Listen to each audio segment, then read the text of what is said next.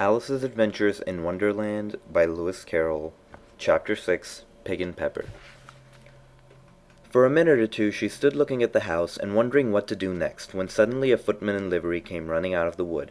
She considered him a footman because he was in livery, otherwise, judging by his face only, she would have called him a fish, and rapped loudly at the door with his knuckles. It was opened by another footman in livery with a round face and large eyes like a frog, and both footmen, Alice noticed, had powdered hair and curls all over their head. She felt very curious to know what it was all about, and crept a little way out of the wood to listen. The fish footman began by producing from under his arm a great letter, nearly as large as himself, and this he handed over to the other, saying in a solemn tone, for the Duchess, an invitation from the Queen to play croquet. The frog footman repeated in the same solemn tone, only changing the order of the words a little, from the Queen an invitation for the Duchess to play croquet. Then they both bowed, and their curls got entangled together. Alice laughed so much at this that she had to run back into the wood for fear of their hearing her. And when she next peeped out, the fish footman was gone, and the other was sitting on the ground near the door, staring stupidly up into the sky. Alice went timidly up to the door and knocked. "There's no sort of use in knocking," said the footman, "and that for two reasons. First, because I am on the same side of the door as you. Secondly, because they're making such a noise inside that no one could possibly hear you." And certainly there was a most extraordinary noise going on within, a constant howling and sneezing, and every now and then a great crash as if a dish or a kettle had been broken to pieces. "Please then," said Alice, "how am I to get in?" "There might be some sense in your knocking," the footman went on without attending to her. "If we had a door between us, for instance, if you were inside you might knock, and I could let you out, you know." He was looking up into the sky all the time he was speaking, and this Alice thought decidedly uncivil. But perhaps he can't help it, she said to herself. His eyes are so very nearly at the top of his head. But at any rate, he might answer questions. "How am I to get in?" she repeated aloud. "I shall sit here," the footman remarked, "till tomorrow." At this moment the door of the house opened, and a large plate came skimming out straight for the footman's head. It just grazed his nose and broke to pieces against one of the trees behind him. "Or next day, maybe," the footman continued in the same tone, exactly as if nothing had happened. "How am I to get in?" asked Alice, in a louder tone. "Are you to get in at all?" said the footman. "That's the first question, you know." It was, no doubt, only Alice did not like to be told so. "It's really dreadful," she muttered to herself, "the way all these creatures argue. It's enough to drive one crazy." The footman seemed to think this a good opportunity for repeating his remark, with variations. "I shall sit here," he said, "on and off for days and days." "But what am I to do?" said Alice. "Anything you like," said the footman, and began whistling. "Oh, there's no use in talking to him," said Alice desperately. "He's perfectly idiotic," and then opened the door and went in. The door led right into a large kitchen, which was full of smoke from one end to the other. The Duchess was sitting on a three-legged stool in the middle, nursing a baby. The cook was leaning over the fire, stirring a large cauldron which seemed to be full of soup. "There's certainly too much pepper in that soup," Alice said to herself, as well as she could for sneezing. There certainly was too much of it in the air. Even the Duchess sneezed occasionally, and as for the baby, it was sneezing and howling alternately without a moment's pause. The only two creatures in the kitchen that did not sneeze were the cook and the large cat, which was laying on the hearth and grinning from ear to ear. "Please, would you tell me," said Alice a little timidly, for she was not quite sure whether it was good manners for her to speak first, "why your cat grins like that?" "It's a Cheshire cat," said the Duchess, "and that's why, pig!" She said the last word with such sudden violence that Alice quite jumped, but she saw in another moment that it was addressed to the baby, and not to her. So she took courage and went on again. "I didn't know that Cheshire cats always grinned. In fact, I didn't know that cats could grin." "They all can," said the Duchess, "and most of 'em do." "I don't know any that do," said Alice very politely, feeling quite pleased to have gotten into a conversation. "You don't know much," said the Duchess, "and that's a fact." Alice did not like at all the tone of this remark, and thought it would be as well to introduce some other subject of conversation. While she was trying to fix on one, the cook took the cauldron of soup off the fire, and at once set to work throwing everything within her reach at the Duchess and the baby. The fire-irons came first, then followed a shower of saucepans, plates, and dishes. The Duchess took no notice of them even when they hit her, and the baby was howling so much already that it was quite impossible to say whether the blows hurt it or not. "Oh, please mind what you're doing," cried Alex, jumping up and down in agony of terror.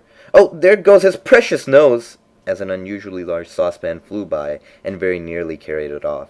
"If everybody minded their own business," said the Duchess in a hoarse growl, "the world would go around a deal faster than it does." "Which would not be an advantage," said Alice, who felt very glad to get an opportunity of showing off a little of her knowledge. "Just think of what work it would make for the day and night. You see, the Earth takes 24 hours to turn around on its axis." "Talking of axis," said the Duchess, "chop off her head."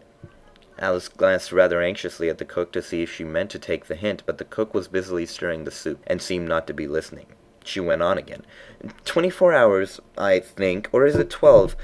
"Oh, don't bother me," said the Duchess. "I never could abide figures." And with this she began nursing the child again, singing a sort of lullaby to it as she did so, and giving a violent shake at the end of every line. "Speak roughly to your little boy, and beat him when he sneezes. He only does it to annoy, because he knows it teases." And then the chorus, in which the cook and the baby joined. "Wow, wow, wow." While the Duchess sang the second verse of the song, she kept tossing the baby violently up and down, and the poor little thing howled so that Alice could hardly hear the words. "I speak severely to my boy, and beat him when he sneezes, for he can thoroughly enjoy the pepper when he pleases." Wow, wow, wow. "Here, you might nurse it a bit if you like," the Duchess said to Alice, flinging the baby at her as she spoke. "I must go and get ready to play croquet with the Queen." And she hurried out of the room, and the cook threw a frying pan after her as she went, but just missed her. Alice caught the baby with some difficulty, as it was a queer-shaped little creature, and held out its arms and legs in all directions. "Just like a starfish," thought Alice. The poor little thing was snorting like a steam engine when she caught it, and kept doubling itself up and straightening itself out again, so that altogether for the first minute or two it was as much as she could do to hold it. As soon as she had made out the proper way of nursing it, which was to twist it up in a sort of knot, and then keep tight hold of its rear end and left foot, so as to prevent its undoing itself, she carried it into the open air. "If I don't take this child away from me," thought Alice, "they're sure to kill it in a day or two. Wouldn't it be murder to leave it behind?" She said the last words out loud, and the little thing grunted in reply. It had left off sneezing by this time. "Don't grunt," said Alice. "That's not at all a proper way of expressing yourself." The baby grunted again, and Alice looked very anxiously into its face to see what was the matter with it. There could be no doubt that it had a very turn-up nose, which was more like a snout than a real nose. Also, its eyes were getting extremely small for a baby. Altogether, Alice did not like the look of the thing at all. "But perhaps it's only sobbing," she thought, and looked into its eyes again to see if there were any tears. No, there were no tears. "If you're going to turn into a pig, my dear," said Alice seriously, "I've got nothing more to do with you. Mind now!" The poor little thing sobbed again, or grunted, it was impossible to say which, and then went on for some while in silence. Alice was just beginning to think to herself, "Now, what am I supposed to do with this creature when I get home?" when it grunted again so violently that she looked down into its face with some alarm. This time there could be no mistake about it. It was neither more or less than a pig, and she felt that it would be quite absurd for her to carry it any further. So she let the little creature down, and felt quite relieved to see it trot away quietly into the woods. If it had grown up, she said to herself, it would have made a dreadfully ugly child, but it makes a rather handsome pig, I think. And she began thinking over other children she knew, who might do very well as pigs, and was just saying to herself, if one only knew the right way to change them, when she was a little startled by seeing the Cheshire Cat sitting on the bough of a tree just a few yards off. The cat only grinned when it saw Alice, and it looked good-natured, she thought. Still, it had very long claws and a great many teeth, so she felt that it ought to be treated with respect. "Cheshire Puss," she began rather timidly, and she did not at all know whether it would like the name. However, it only grinned a little wider. "Come, it's pleased so far," thought Alice, and she went on. "Would you tell me, please, which way I ought to go from here?" "That depends a good deal on where you want to go," said the cat. "I don't much care where," said Alice. "Then it doesn't matter which way you go," said the cat. "So as long as I go somewhere," Alice added with explanation. "Oh, you're sure to do that," said the cat, "if only you walk long enough." Alice felt that this could not be denied, so she tried another question. "What sort of people live about here?" "In that direction," the cat said, waving its right paw around, "lives a hatter, and in that direction," waving the other paw, "lives a March hare. Visit either you like, they're both mad." "But I don't want to go among mad people," Alice remarked. "Oh, you can't help that," said the cat. "We're all mad here. I'm mad. You're mad." "How do you know I'm mad?" said Alice. "You must be," said the cat, "or you wouldn't have come here." Alice didn't think that proved it at all. However, she went on. "And how do you know that you're mad?" "To begin with," said the cat, "a dog's not mad. You grant that?" "I suppose so," said Alice. "Well then," the cat went on, "you see, a dog growls when it's angry, and wags its tail when it's pleased. Now, I growl when I'm pleased, and wag my tail when I'm angry. Therefore, I'm mad." "I call it purring, not growling," said Alice. "Call it what you like," said the cat. "Do you play croquet with the Queen today?" "I should like it very much," said Alice, "but I haven't been invited yet." "You'll see me there," said the cat, and vanished. Alice was not much surprised at this. She was getting so well used to the queer things happening. While she was still looking at the place where it had been, it suddenly appeared again. "By the by, what became of the baby?" said the cat. "I'd nearly forgotten to ask." "It turned into a pig," Alice answered very quietly, just as if the cat had come back in a natural way. "I thought it would," said the cat, and vanished again. Alice waited a little, half expecting to see it again, but it did not appear. After a minute or two, she walked on in the direction in which the March Hare was said to live. "I've seen hatters before," she said to herself.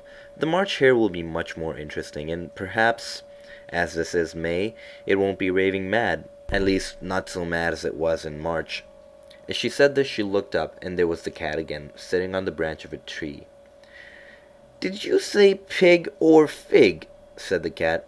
"I said pig," replied Alice, "and I wish that you wouldn't keep appearing and vanishing so suddenly. You make one quite giddy." "All right," said the cat, and this time it vanished quite slowly, beginning with the end of the tail and ending with the grin, which remained some time after the rest of it had gone. "Well, I've often seen a cat without a grin," thought Alice, "but a grin without a cat? It's the most curious thing I ever saw in all my life."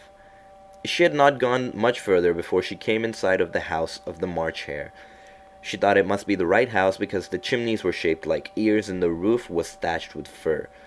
It was such a large house that she did not like to go nearer till she had nibbled some more of the left-hand bit of mushroom, and she raised herself about 2 feet high.